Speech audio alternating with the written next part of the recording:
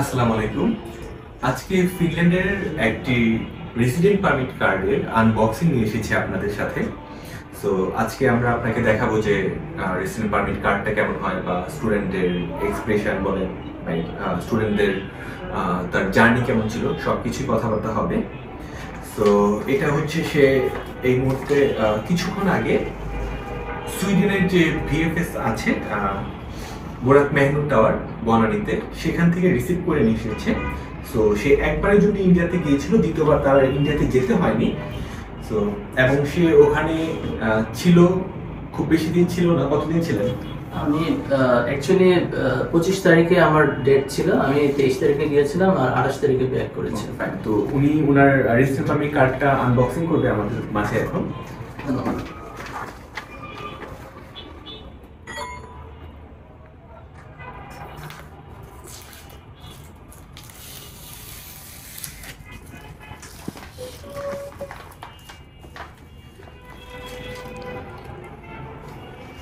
আচ্ছা, এই হচ্ছে ওনার রেজিস্ট্রেশন পারমিট কার্ড। এর সাথে আরেকটা হচ্ছে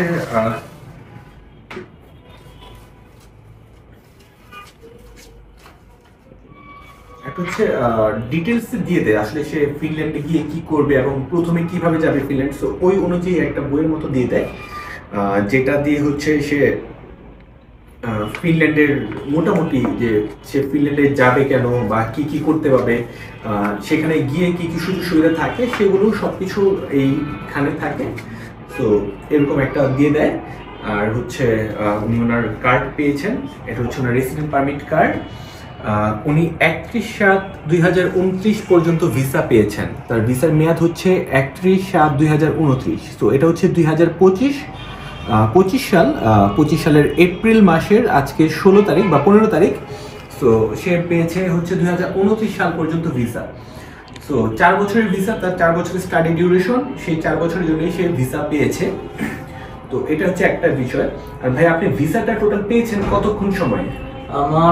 আমি অ্যাপ্রক্সিমেটলি 47 থেকে 48 ঘন্টার মধ্যে ভিসা পেয়েছি। আচ্ছা, ওনার ক্ষেত্রে যেটা হয়েছে মজার বিষয়, উনি 25 তারিখ হচ্ছে আপনি অ্যাম্বাসি অ্যাপয়েন্টমেন্ট ছিল, তার অ্যাম্বাসি ফেস করেছে। তার পরবর্তীতে 48 ঘন্টার মধ্যে এবং তিনি ইন্ডিয়াতে থাকা অবস্থায় তার ভিসাটা গ্র্যান্টেড হয় এবং হচ্ছে আজকে উনি সেটা ডেলিভারি পেয়ে যায়। তো 28 তারিখ ভিসা হয়, 28 তারিখ না 27 তারিখ ওনার ভিসা হয় এবং হচ্ছে আজকে 15 তারিখ সে এটা তার বাংলাদেশে পেয়েও যায় এবং 28 তারিখ ব্যাক আসে উনি বাংলাদেশে। সো এই হচ্ছে ওনার রেসিডেন্ট পারমিটের জার্নিটা ছিল। তো এর আগে উনি আমাদের মাধ্যমে যখন প্রসেস স্টার্ট করে, তো আপনি কবে প্রসেসটা স্টার্ট করেছেন? নভেম্বরের 19 তারিখে প্রসেস স্টার্ট করি। আচ্ছা, নভেম্বরের 19 তারিখে প্রসেস স্টার্ট করেন। আপনি কি জানেন আপনার জন্য কতগুলো ইউনিভার্সিটি বা কতগুলো সাবজেক্ট অ্যাপ্লাই করা হয়েছিল আনুমানিক? আমি 3টার মধ্যে দেখেছিলাম, অ্যাপ্রক্সিমেটলি 3টা ইউনিভার্সিটিতে। আচ্ছা, অ্যাপ্লিকেশন করা হয়েছে। 3টে ইউনিভার্সিটিতে অ্যাপ্লাই করার পরে উনি অফার লেটার পেয়ে যায়। সো ওনাকে কিন্তু আর আমাদেরকে জয়েন্টের জন্য কি আপনাকে কোনো অ্যাপ্লিকেশন দিতে হয়েছিল? অ্যাপ্লিকেশন করেন না এবং জয়েন্টের জন্য যে অ্যাপ্লিকেশন ফি সেটাও আপনার লাগেনি। এবং উনি অ্যাডমিশন হওয়ার এবং আপনি যখন অ্যাপ্লাই করেছেন সেক্ষেত্রেও তো আপনার প্রথম কোনো চার্জ ছিল না। ওকে, তো এই হচ্ছে ওনার সবকিছু। এবং আপনি এখন যদি কিছু বলতে চান, সেটা অনেস্ট রিভিউ, সেটা আপনি বলতে পারেন।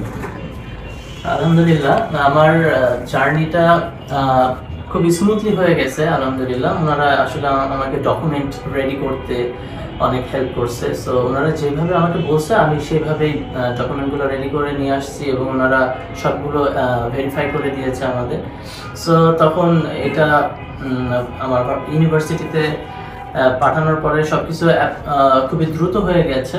তো আলহামদুলিল্লাহ, তো সেটা তো অবশ্যই দেখতেছেন 48 ঘন্টার মধ্যে আমার ভিসা চলে আসছে আলহামদুলিল্লাহ।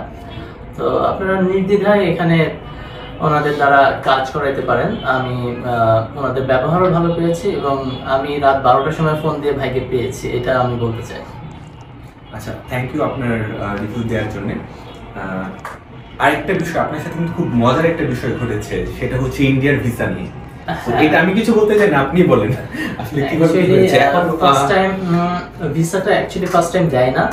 এটারও একটা রিজন ছিল, আমার লাস্ট ভিসা আমি যেতে পারিনি, সেই জন্য আমার মনে হয় আমাকে দেয়নি। তারপরে আমি হচ্ছে মেইল করতাম, আমি প্রতিদিনই আর কি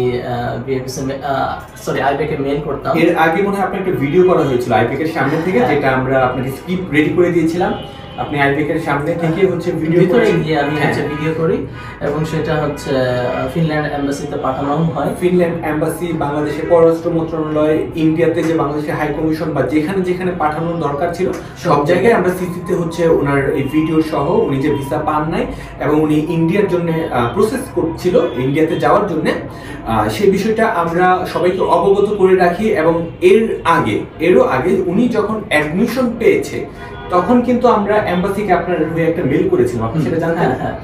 এম্বাসি এবং ইউনিভার্সিটিকে আমরা, ফিনল্যান্ড এম্বাসি এবং ফিনল্যান্ডের যে ইউনিভার্সিটি যেখান থেকে উনি অফার লেটার পেয়েছে সেখানেও আমরা জানিয়ে রেখেছিলাম যে আমাদের যে স্টুডেন্ট বা আমি বা উনি ফিনল্যান্ডের এম্বাসি ফেস করার জন্য ইন্ডিয়াতে যাবে। সো সেই মুহূর্তে ইন্ডিয়ার ভিসা রিজেকশন সংখ্যা খুবই বেশি ছিল, যেহেতু ডিসেম্বর মাস এবং আপনারা জানেন 5ই আগস্টের পর থেকে ইন্ডিয়ার ভিসা পাওয়াটা অনেক দুষ্কর হয়ে গেছে। বাট আলহামদুলিল্লাহ এখন পর্যন্ত আমাদের সব স্টুডেন্টই ইন্ডিয়ার ভিসা পেয়েছে, কেউ পায় না এরকম নাই, সবাই পেয়ে গেছে। হয়তো একবারের জায়গায় 2বার ট্রাই করতে হয়েছে, 2বারের জায়গায় 3বার, সর্বোচ্চ এর মধ্যে হয়ে গেছে। ভাইও একবারের জায়গায় 2বার হয়ে গেছে। সো যেটা আমরা বলছিলাম, তো আমরা এম্বাসিকে ইনফর্ম করে রাখি এবং হচ্ছে আমরা ইউনিভার্সিটিকে ইনফর্ম করে রাখি যে আমরা ভিসার জন্য প্রসেস করছি ইন্ডিয়ার, বাট ইন্ডিয়ার ভিসা এখন দিচ্ছে না। তো এম্বাসি আমাদেরকে বলে যে না, আমরা তো ইন্ডিয়ার ভিসা পাচ্ছি। সো এই বিষয়টা নিয়ে দেন আমি বললাম যে ঠিক আছে, আমি যদি ইন্ডিয়ান ভিসা না পাই আমি আপনার সাথে কন্ট্যাক্ট করবো। সো আমি কনফিডেন্ট ছিলাম যে এরকম একটা কিছু ঘটবে। সো আমাদের তখন সেই সময় যাদেরই অফার লেটার আসছিল সবার থেকে আমরা মেল করে রেখেছিলাম। সো পরবর্তীতে ওনার সহ আরো কয়েকজন স্টুডেন্ট ছিল যাদের সাথে এই ঘটনাটা ঘটেছে, ভিসা পায়নি, ওই বিষয়গুলো আবার আমরা এম্বাসিকে অবহিত করি এবং ইউনিভার্সিটিকে অবহিত করি। এরপরে কিন্তু উনি ভিসা পেয়েছে এবং ওনাকে কল দিয়ে ডেকে নিয়ে ভিসা দিয়েছে, রাইট? সো ওনাকে কল দেওয়ার পরে যে বলে যে আপনি আইবেকে এসে ফাইল জমা দেন, রাইট? ফাইল জমা দিয়েছে, জমা দেওয়ার পরে ওনাকে সুন্দর করে ভিসা দিয়ে দিয়েছে। সো এটা হচ্ছে আমাদের ইন্ডিয়ার ভিসার একটা খুব মজার একটা ঘটনা ছিল ওনার সাথে।